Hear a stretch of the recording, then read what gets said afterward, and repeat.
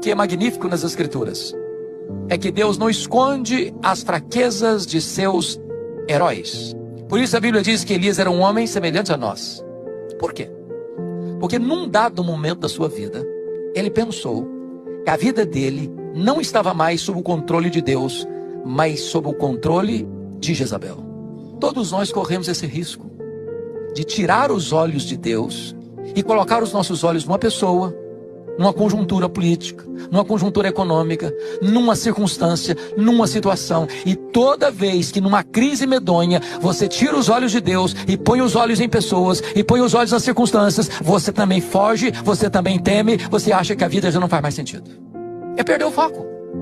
A mente dele está confusa. Ele tinha provas de que Deus livra, ele tinha provas de que Deus salva, ele tinha provas de que Deus protege, ele tinha evidências de que Deus não o deixaria na mão. Mas num dado momento ele perdeu isso. E ele temeu. E ele fugiu. Meus irmãos, o medo é mais do que um sentimento, o medo é um espírito. O apóstolo Paulo, escrevendo a Timóteo, na segunda carta, capítulo 1, versículo 7, diz que Deus não nos deu o espírito de medo. O medo congela o sangue em nossas veias. O medo paralisa os nossos movimentos. O medo embaça os nossos olhos. O medo enfraquece a nossa fé. O medo nos impede de crer, de confiar. É por isso que a Bíblia diz que o amor lança fora todo medo. Talvez você está aqui hoje e está assaltado pelo medo. Medo do que vai acontecer com o Brasil. Medo do que vai acontecer no futuro.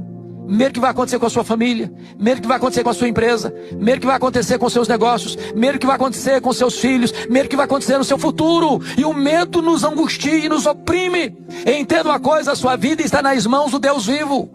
A sua vida está sob proteção do Deus vivo.